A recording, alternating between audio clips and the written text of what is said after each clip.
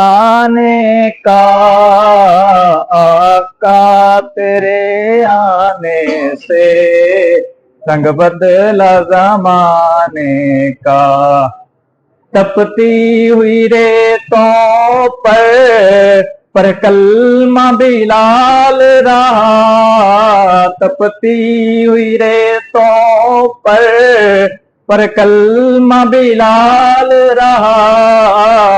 अंदाज निराला है हर एक परवाने का।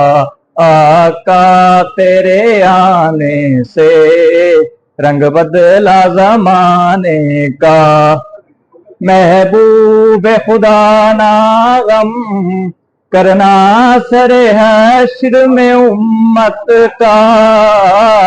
महबूब खुदा ना गम करना सरे हश्र में उम्मत का।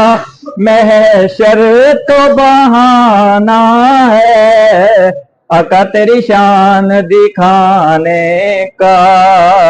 आका तेरे आने से रंग बदला जमाने का। हैबत से गिरा तेरी हर बुत बुत खाने का। जिस को पिलाई थी मेरे आका ने हाथों से। जिस को पिलाई थी मेरे आका ने हाथों से। वो भूल गया रास्ता हर एक मैं खाने का। आका तेरे आने से रंग बदला जमाने का। गुजारिश करूंगा कि एक बार जरा खामोशी इख्तियार करेंगे और जरा बात को गौर से सुन लेंगे।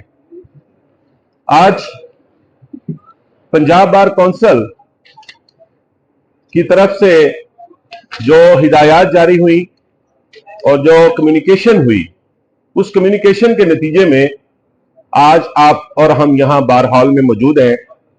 तो उसमें सबसे पहली बात यह है कि वो एलएलबी, वो लॉ ग्रेजुएट जिन्होंने साल 2022 में से पहले लॉ को कंप्लीट किया और उसके साथ साथ उन्होंने जो लॉ गेट था वो भी कंप्लीट करने के बाद लाइसेंस हासिल कर लिया। 22 से पहले यानी 21 में वो इसमें फॉल नहीं करते। इसको स्पेसिफिकली मेंशन किया गया है। पंजाब बार काउंसिल का एक लेटर है, उसमें मैं एक वर्ड है वो मैं बता देता हूं कि कौन लोग फॉल करते हैं और कौन नहीं करते। इसमें एक पैराग्राफ है, it is pertinent to mention here that no licence will be issued without having the bar व vocational course certificate from the president of the concern DBA and duly countersigned by the learned member Punjab Bar Council of the district. Licenses obtained by person without bar or vocational course in violation of Supreme Court judgment after October 2022 shall cease effect. यानी कि अक्टूबर 2022 से onward, अक्टूबर 2022 के बाद जिन मेंबरान ने licence हासिल किया है और वो रेगुलर मेंबर हैं किसी भी बार के, तो उनके लिए जरूरी है कि वो बार व वोकेशनल कोर्स मुकम्मल करेंगे और वहां पर अपनी अटेंडेंस लगाएंगे। उस वीडियो रिकॉर्डिंग में उनका चेहरा नजर आना चाहिए कि वो बार हॉल में मौजूद हैं, लेक्चर अटेंड कर रहे हैं। और वो तमाम तलबा मेंबरान, उनके टोटल 12 लेक्चर होंगे और 12 लेक्चर लेने के बाद उनकी 95% अटेंडेंस को इंश्योर किया जाएगा और बार एसोसिएशन एक वोकेशनल कोर्स का सर्टिफिकेट जारी करेगी उन तमाम स्टूडेंट्स को जिन्होंने 95% अपनी अटेंडेंस को इंश्योर किया। और वो आप बार वोकेशनल कोर्स की एक कॉपी पंजाब बार काउंसिल को अरसाल करेंगे और ये बताएंगे कि आपने बार वोकेशनल कोर्स को कंप्लीट कर लिया। बात अंडरस्टैंड, समझ आ गई? हाँ, और आइंदा से भी ये जारी रहेगा, यानी कि जो स्टूडेंट जो लॉयर्स अब ले चुके हैं उन पर ये दोबारा एप्लीकेबल नहीं होगा। जो नए आने वाले मेंबरान होंगे ये कंटिन्यू रहेगा, क्योंकि ये सुप्रीम कोर्ट का फैसला है। तो ये बाकी कुलीग्स को भी आप बता दीजिएगा। हमारे पास 225-30 से जायद आई थिंक के जो रजिस्ट्रेशन थी मेंबरान की वो मौजूद थी। आज तादाद जो है मेरे ख्याल में उससे थोड़ी कम नजर आ रही है। तो बाकी जितने दोस्त अहबाब आपके साथ टच में है, राब्ते में है, उनको आप जरूर कम्युनिकेट करें कि आप बार वोकेशनल कोर्स को लाजमी अटेंड करें, ताकि आपका जो फ्यूचर है और जो आपका लाइसेंस है वो सेव हो चुके। तो मेरी गुजारिश ये है कि अभी हम कोशिश करेंगे कि नेक्स्ट वीक में भी हम एक लेक्चर करवाएंगे, ताकि इसको जल्द अज जल्द मुकम्मल किया जा सके, क्योंकि फिर ईद की छुट्टियां आ जाएंगी, फिर मुमकिन नहीं हो सकेगा। वीकेंड पे नहीं होगा, नेक्स्ट सैटरडे को नहीं होगा, फ्राइडे सैटरडे नहीं होगा, उससे पहले हो सकता है मंगल वाले दिन, बुध वाले दिन या जुमेरात वाले दिन, क्योंकि जो कंटिन्यूसली जो छुट्टियां आ जाएंगी फिर सारे लोग अपने अपने घरों पे जाएंगे। अच्छा, एक और बात मैं ये करना चाह रहा था कि ये जो हमारा 6 माह का इंटर्नशिप पीरियड है, असल बात तो हमारे मेंबर बताएंगे। मेंबर पंजाब बार काउंसिल जो चेयरमैन है लीगल एजुकेशन कमेटी के हमारे बार हाल में मौजूद हैं, president district bar association Malik Javed Ali Dogar साहब, ये भी लीगल एजुकेशन कमेटी के चेयरमैन है। और ये जो कमेटी है ये पंजाब बार काउंसिल की तरफ से बनाई गई है, और इसमें मलिक जलाल अराइन साहब फाइनेंस सेक्रेटरी वो भी मेंबर है, और शाहिद नसीम साहब लाइब्रेरी सेक्रेटरी भी मेंबर है। तो ये सारे मेंबरान और चेयरमैन की सरबराही में ये तमाम बार व वोकेशनल कोर्सेज को मुकम्मल करवा के हम ये तमाम रिपोर्ट्स पंजाब बार में भेजेंगे। फिर वो आपकी अटेंडेंस को और आपकी यहाँ की हाजिरी को वो दरमियान में उसको कंपेयर करेंगे, और आपका बार व वोकेशनल कोर्स रेगुलराइज हो जाएगा। ठीक है, लाइसेंस भी रेगुलराइज हो जाएगा। तो मेरी गुजारिश है कि आपने आइंदा का जो शेड्यूल होगा वो इसी तरह से सोशल मीडिया पे आपको बता दिया जाएगा, और आपने इसको अटेंड करना है। तो मैं अब गुजारिश करूंगा जनाब president district bar association Multan से कि आप तशरीफ लाएं और अपने ख्यालात का इजहार करें। स्टेज पर बैठे हुए काबरी चौधरी दाऊद अहमद वैस साहब, मेंबर पंजाब बार, चेयरमैन लीगल एजुकेशन कमेटी, और मेरे नौजवान दोस्तों, भाइयों व सामने, आज 2025 में अल्हम्दुलिल्लाह बार वोकेशनल कोर्स के हवाले से हमारा पहला लेक्चर बार रूम में शुरू है।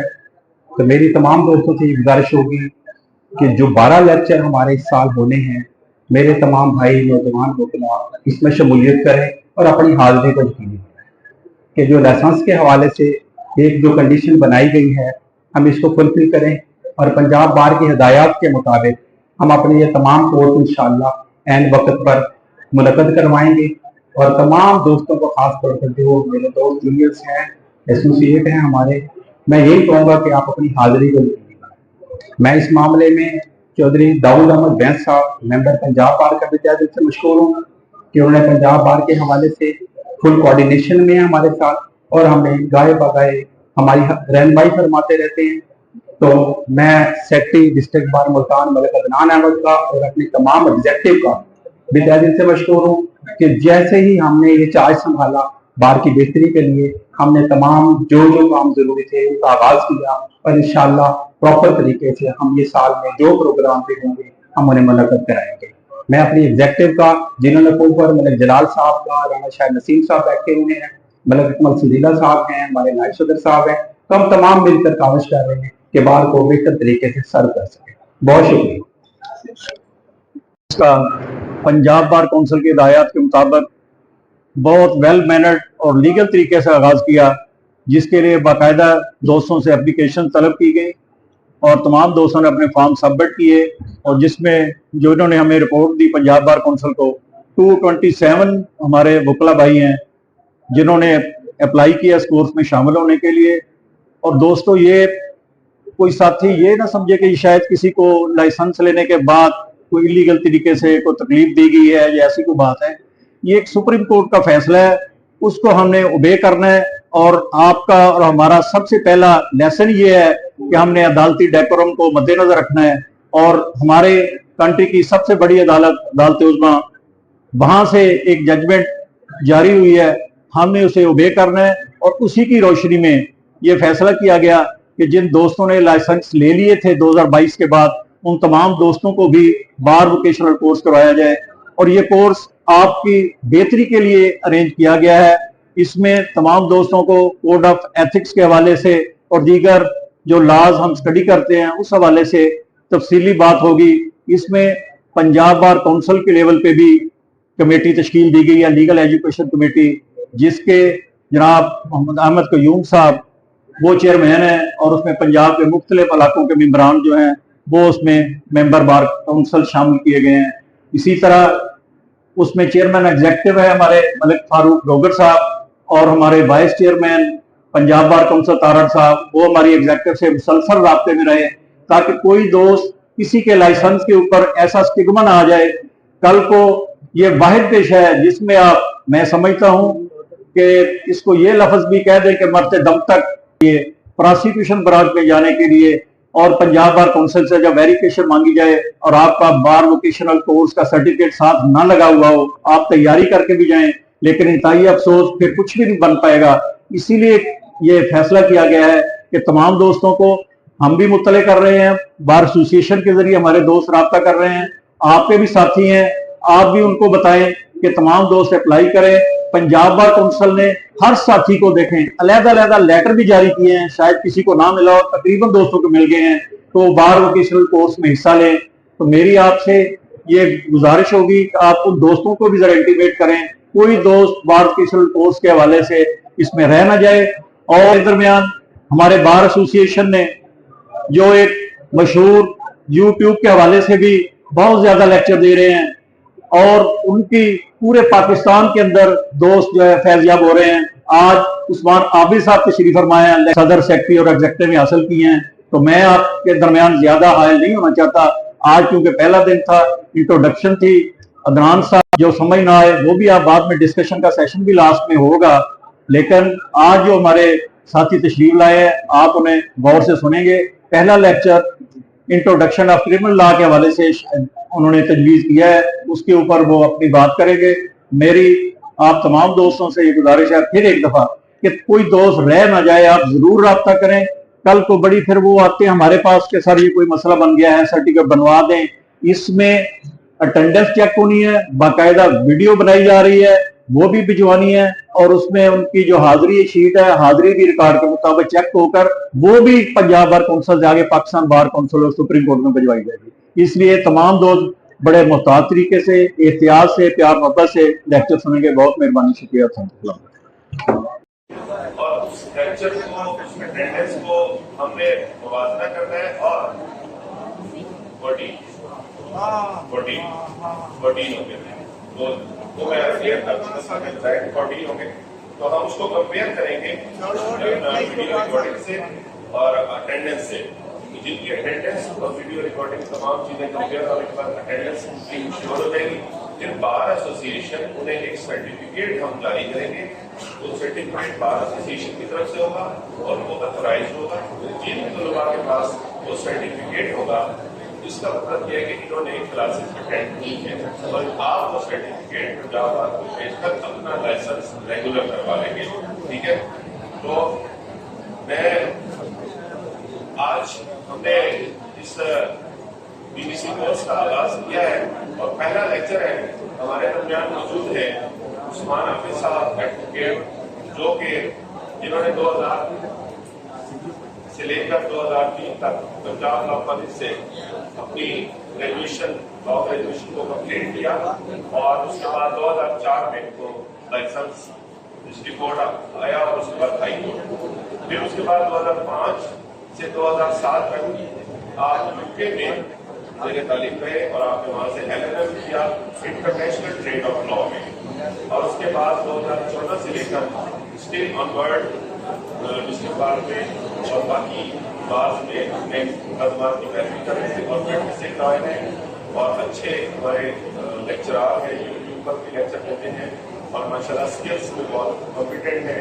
तो मैं अब गुजारिश करूंगा कि आज का जो टॉपिक है यानी इंट्रोडक्शन ऑफ क्रिमिनल लॉ, तो उस्मान आफिज साहब प्लीज आप तशरीफ लाएं और आज पहले लेक्चर का आगाज करें। Thank you.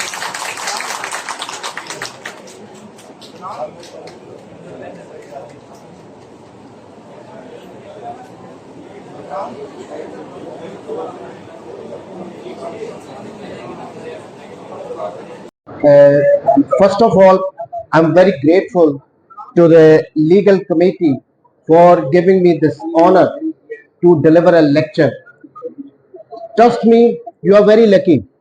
When we did our degrees, we didn't have this platform. You will see many seasoned senior lawyers, even the judges are going to come here and they will deliver the lectures. We didn't have this kind of luxury when we got our degrees. I thought that firstly, I thought that I'll give a lecture on the criminal law. But now, as you know, this is the first lecture, so I'm taking a liberty and I will generalize the things a bit. Because the few students came to me and they asked me that, please sir, give us the lecture about the practice, what we should do the practice in the courts. First thing, see, studies, reading, bare acts. In my lectures on the YouTube, everywhere in BZU, I always say to the students that bare act, you should study bare act all the time. Trust me, be a very good lawyer. I'm very confident about that. If you want to be a normal lawyer and if you don't do the bare acts reading, you will be a normal lawyer. So first thing, reading the bare acts. Second thing, courts. You will have to see the different lawyers.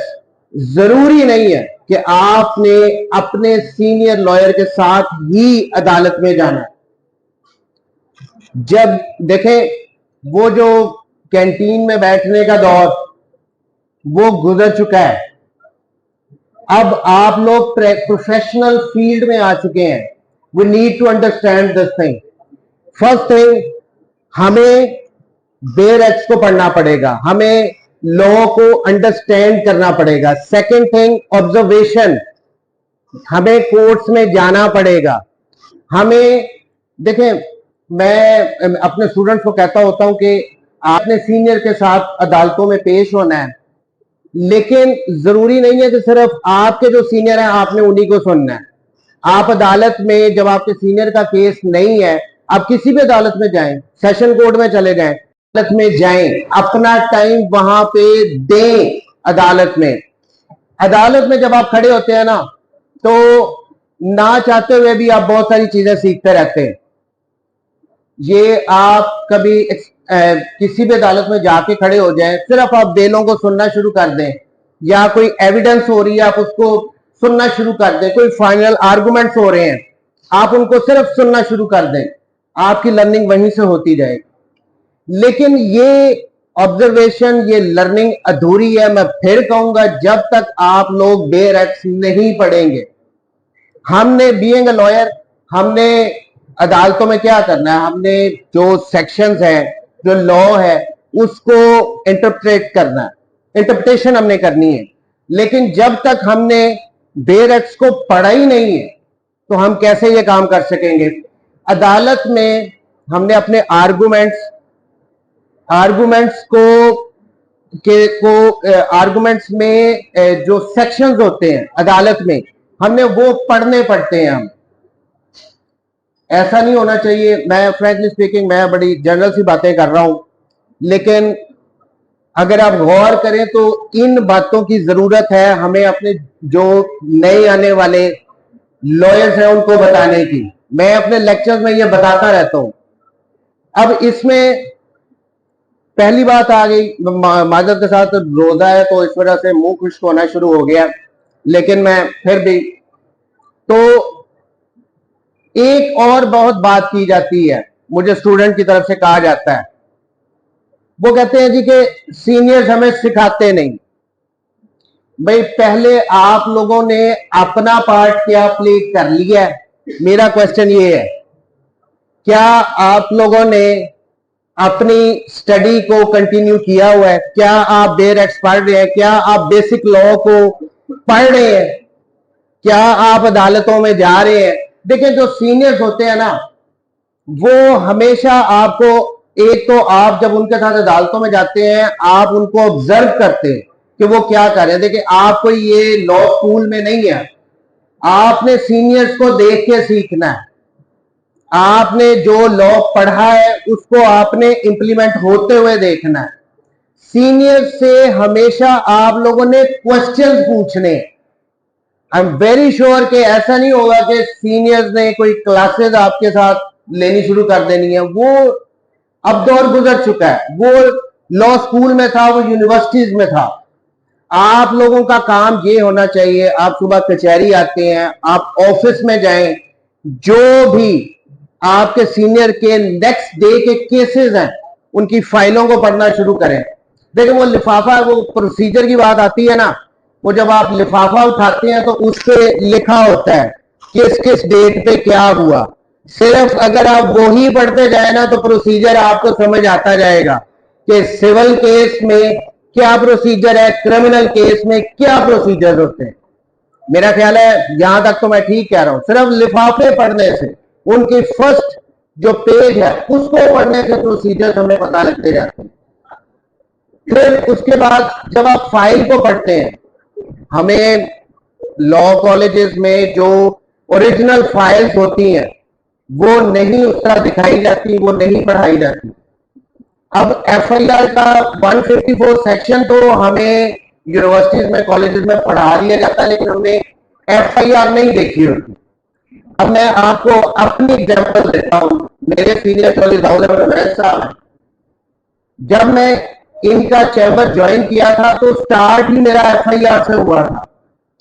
इन्होंने मुझे FIR दे दी थी कि FIR लिखो। अब मैं बाहर से पढ़ के आया हुआ था और बंदे का थोड़ा सा वो भी होता है, और तकरीबन 4 5 6 दिन दाऊद साहब के पास, उससे हुआ क्या, इतनी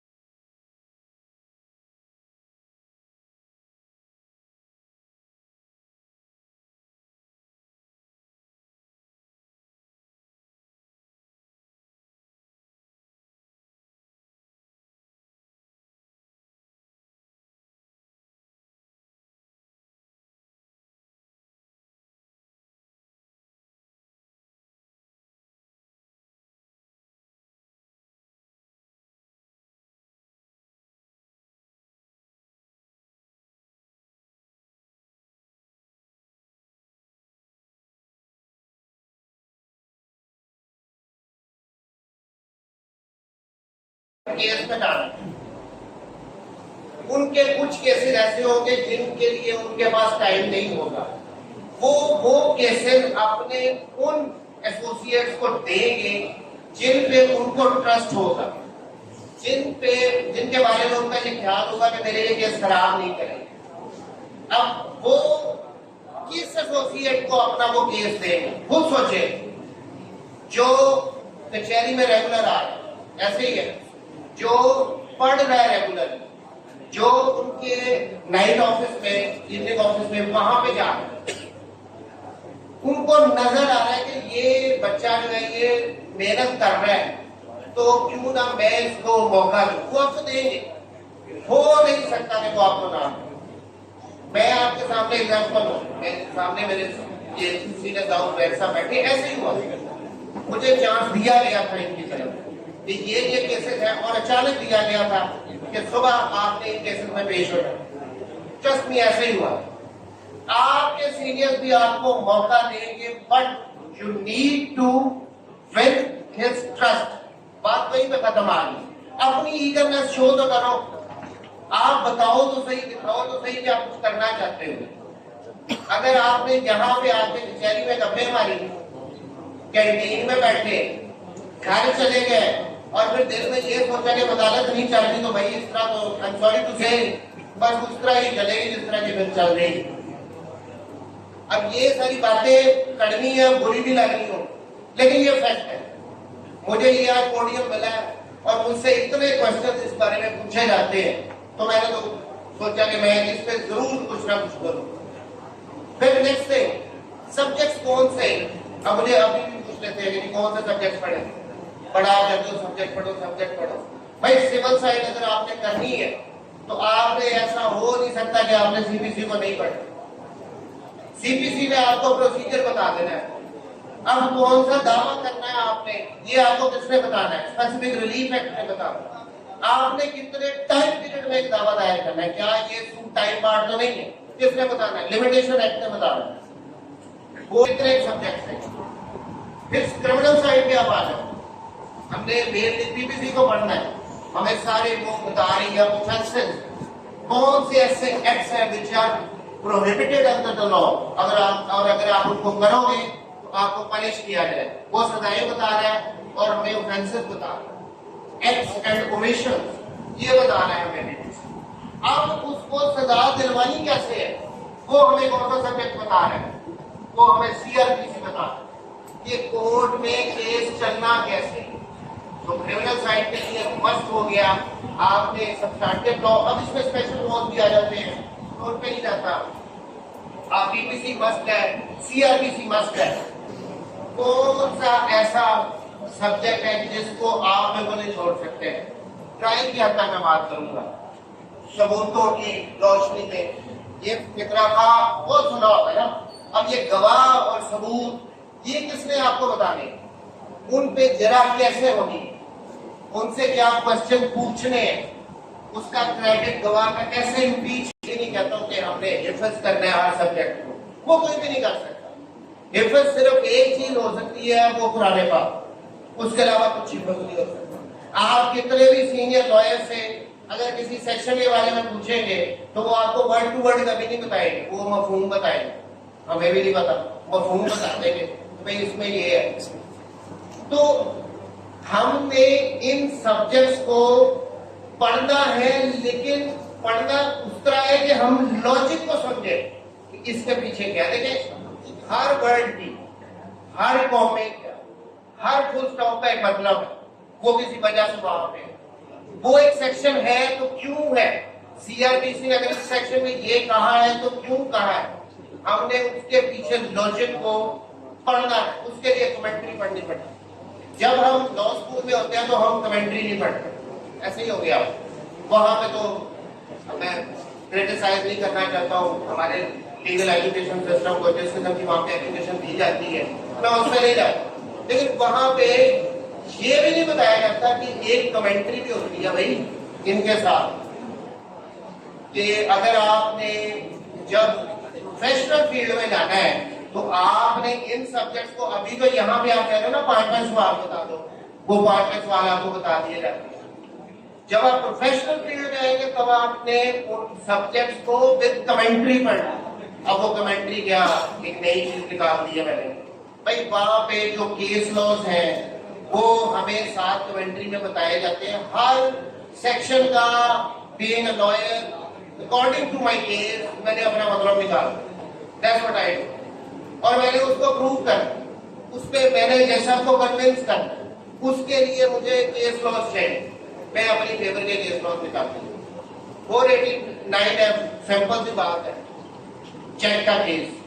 अब बेल कब होनी है कब नहीं होनी है सबको पता होता है कि लोअर कोर्ट में नहीं होती, हाई कोर्ट में बात करते, ऐसे ही है।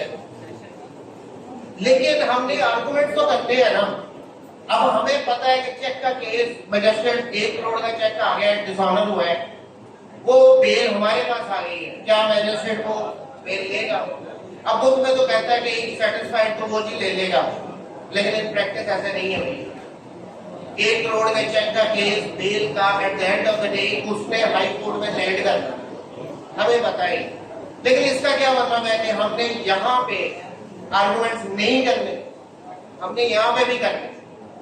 अब जो आर्गुमेंट्स की बात आ गई, जब हम लोअर कोर्ट की हद तक बात करते हैं ना, देखिए हाई कोर्ट में इतना मार्जिन नहीं होता कि हम कोई लेंथी बहस वहां पे कर सकते हैं। वहां पे ज्यादा से ज्यादा 5 मिनट 10 मिनट, अगर आप में से कोई कभी हाई कोर्ट गया हो तो आपने देखा होगा कि वहां पे 5-5 minute 10-10 minute to the point question, हाँ जी ये बता दें इसका जवाब, चले अलाउड डिस्मिस, वहां पे इसका जवाब। लेकिन यहाँ पे लोअर कोर्ट्स में, ट्रायल कोर्ट्स में, यहाँ पे आर्गुमेंट्स का खुला मौका होता है। आपकी वकालत का मैं एक बात और भी कहता हूँ कि जब ट्रायल्स में आप जाते हैं, लोअर कोर्ट्स में आप जाते हैं, बेस में पेश होते हैं, वहां पे आपकी वकालत चलने का, आपको केसेस मिलने का और ज्यादा चांस इस तरह से हो जाता है कि आपके सीनियर ने आपको एक केस दे दिया, आप उसकी तैयारी प्रॉपर, आपने जाके आर्गुमेंट शुरू कर दिया। अब यहाँ पे लोअर कोर्ट में आप जितने मर्जी लंबे आर्गुमेंट हो, nobody is going to ask मुझे क्या कर रहे हैं, जैसा भी गए देख लीजिए, जितने मर्जी आप आर्गुमेंट्स करें। समटाइम्स आपके केसेस 2 किस्म के होंगे, या तो आपका केस बहुत अच्छा हो, आपके खिलाफ फैसला ही नहीं हो सकता, या आपका केस बहुत बुरा हो जिसमें आप जो मर्जी कर ले फैसला आपके खिलाफ किया। लेकिन हमने भी एक लॉयर, हमने आर्गुमेंट तो करने हैं। अब हमने यहाँ पे अपनी वकालत को चमकाने के लिए समटाइम्स जो आर्गुमेंट्स करने हैं वो भी लेंथी कर दे रहे हैं। मैं अपने स्टूडेंट्स को कहता हूँ लोअर कोर्ट में जाओगे लंबे लंबे आर्गुमेंट्स करते रहे। उससे ये होता है कि जो ऑडियंस होती है वो भी, जो दूसरे कुछ क्लाइंट्स आए हुए हैं कोर्ट में बैठे हुए हैं, वो आपको सुन लेंगे, वो सोच सकते हैं कि यार ये नए वकील साहब आए हुए काफी जोश रहता है तो इनको अपना चाहिए, ऐसे भी होता है। सो लोअर कोर्ट्स में आपकी वकालत चमकने का मार्जिन भी ज्यादा हो। अब हाई कोर्ट में जाते हो, वहां पे वो जो कोर्ट रूम होता है वहां पे ज्यादा मुखलाई होती है, क्लाइंट तो जिसका केस होगा वो अंदर होगा, आम क्लाइंट कोर्ट रूम के अंदर नहीं होता हाई कोर्ट। तो वहां पे उस तरह का मौका नहीं है जो यहाँ पे लोअर कोर्ट में ऐसे ही है। फिर आ जाए सो अर्निंग की एक तो आगे ना लर्निंग, पहले लर्निंग करते जाओ, जो बातें बताई है अगर समझो कि ठीक है इन पे इम्प्लीमेंट करो। केसेस आते ऐसे नहीं हो सकता कि आप लोग हार्ड वर्क कर रहे हो आपके पास केस नहीं आए, ये तो मैं मानने के लिए तैयार हूं। आप लोग मेहनत कर रहे हो, आपके जो सीनियर है उनको, उन्होंने भी आप पे ट्रस्ट करना शुरू कर दिया, उन्होंने आपको केसेस देने शुरू कर दिया, आप लोगों ने कोर्ट में अपीयर होना शुरू कर दिया है, अपने केसेस को तैयार करके बाकायदा अपीयर होना। क्या इस टाइम इसमें कोई दूसरी राय नहीं, ये बड़ा टाइम टेकिंग प्रोफेशन, ऐसे नहीं होगा कि आपने पहले दिन कोर्ट ज्वाइन किया अगले दिन आपकी सैलरी शुरू, ये बाय चॉइस आप इस प्रोफेशन में आए। सो इसकी राइट इसको ना भी अभी बिट बम्पी, ये स्मूथ राइड नहीं होगी। इन अपने लॉ फील्ड के साथ, अपने लॉ सब्जेक्ट के साथ इन टच हो गए, ऑनेस्ट हो गए अपने प्रोफेशन के साथ, तो काम आएगा। फिर अब आ जाए जो मेन लेक्चर था हमारा, मैंने काफी टाइम ले लिया है कि इंट्रोडक्शन टू क्रिमिनल लॉ। मैं सिंप्लीफाई थोड़ा थोड़ा सा चीजों को करूंगा, ज्यादा टेक्निकलिटीज में मैं नहीं जाता हूँ। मैं यहाँ पे और थोड़ा सा कर देता हूँ कि क्रिमिनल के साथ साथ सिविल साइड का भी, क्योंकि ये कुछ आए थे मेरे पास कि सर कुछ सिविल का भी हमें बता। तो क्रिमिनल और सिविल केस में, क्रिमिनल केस कहां से स्टार्ट होता है? एफआईआर करवाने के लिए भी हमें क्या करना पड़ता है? क्या करना पड़ता है? हमें एक एप्लीकेशन देनी पड़ती है पुलिस स्टेशन में, उसको हो गया तो भाई एफआईआर हो गई, क्रिमिनल केस स्टार्ट हो गया। सिविल केस कैसे स्टार्ट होगा? सिविल केस में होता क्या? क्रिमिनल केस में तो हमने यहां तक हमें समझ में आ गई कि एक ऐसा एक्ट और omission which is prohibited under the law, अगर आप उसको कमिट करेंगे तो आपको पनिश किया जाएगा। यही है। सिविल साइड में क्या है? देयर इज अ राइट, आपका कोई राइट है जिसको किसी ने वायलेट किया है, इन्फ्रिंज किया है, उस राइट को लेने के लिए तो उस पे भी बहुत बात लंबी हो जाएगी। सिविल केस स्टार्ट होगा प्लेन से, क्रिमिनल केस एफआईआर से हो गया। एफआईआर के बाद क्या होगा? इन्वेस्टिगेशन होगा। ऐसे ही है। फिर उस दौरान रिमांड, अगर अरेस्ट हो जाती है फिर प्रोसीजर भी आ जाती है। यहाँ पे सिविल केस में जब प्लेन फाइल कर दिया तो उसके बाद क्या होगा? वहां पे कोर्ट ने अदर साइड, जो डिफेंडेंट साइड है, उसको बुलाना है। उसको भी तो बताना है ना कि भाई आपके अगेंस्ट ये फलाने बंदे ने दावा दायर कर दिया, उसको बुलाया जाएगा, वो सारा प्रोसीजर अडॉप्ट किया जाएगा। ऐसे ही है। उधर इन्वेस्टिगेशन स्टार्ट हो गई, इधर से बुलाने का प्रोसीजर स्टार्ट हो गया। फिर वो डिफेंडेंट कोर्ट में आएगा, आके अपना रिटन स्टेटमेंट जमा करवाएगा। ऐसे ही हो गया। यहाँ पे जो इन्वेस्टिगेशन कंप्लीट होगी, जो भी तफ्तीश होगी, उसका चालान जमा करवा दिया जाएगा अदालत में। दोनों बातें। क्रिमिनल केस में फिर उससे आगे प्रोसीजर क्या होगा? फर्दर जुर्म लगाई जाएगी, चार्ज फ्रेम किया जाएगा, न्यूज को बताया जाएगा। सिविल साइड पे क्या होगा? दावा, जवाब दावा आया, उसके बाद कोर्ट ने इश्यूज फ्रेम करने, जो डिस्प्यूटेड इश्यूज है उनको कोर्ट आपके सामने रख देती है कि भाई इस बात को आपने साबित करना है, इस बात को आपने साबित करना है। सो इश्यूज फ्रेम होते हैं। यहाँ पे क्रिमिनल केस में चार्ज फ्रेम हुआ, सिविल साइड में इश्यूज फ्रेम हो गए। उसके बाद क्या होगा? एविडेंस, वही गवाह और सबूत दोनों साइड पे। सो क्यूएसओ, कानूनी शहादत ऑर्डर, वो आपको सिविल साइड में भी, सिविल केस के लिए भी, क्रिमिनल केस के लिए भी उसकी जरूरत है। उसके बगैर नहीं गुजारा हमारा। अब यहाँ पे एविडेंस होगी।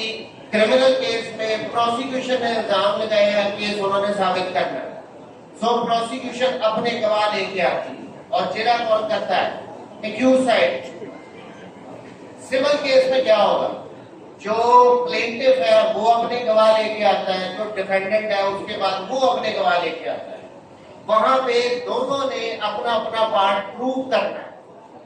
क्रिमिनल केस में प्रोसिक्यूशन ने अपना केस साबित करना है बियॉन्ड एनी रीजनेबल डाउट। यहाँ पे सिविल केस में डिफेंडेंट और प्लेंटिफ ने भी अपना केस, जो इशू उसके लिए फ्रेम किए गए उसने प्रूव करने हैं, जो फैक्ट्स डिफेंडेंट लेके आना है वो उसने भी प्रूव करना है। तो दोनों एविडेंस लाते हैं।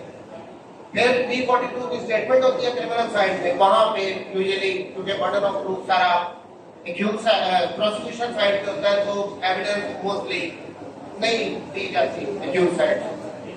नेक्स्ट है आर्गुमेंट, फाइनल आर्गुमेंट, दोनों केसेस में, सिविल में भी और क्रिमिनल में। प्रोसीजर तो यही है, उसके बाद फैसला हो जाता है।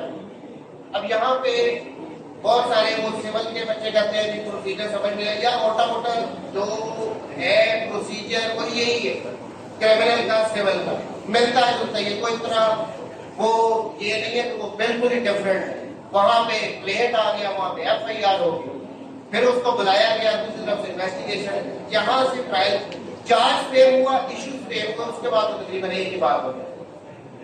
तो ये कुछ बातें थी इससे क्रिमिनल और सिविल से रिलेटेड, कि प्रोसीजर यही होगा। अब कोई कोई अगर किसी के पास कोई क्वेश्चन है तो वो आप लोग पूछ ले, क्योंकि अब रोजे की वजह से मेरा भी थोड़ा, किसी का कोई क्वेश्चन है तो पूछ ले।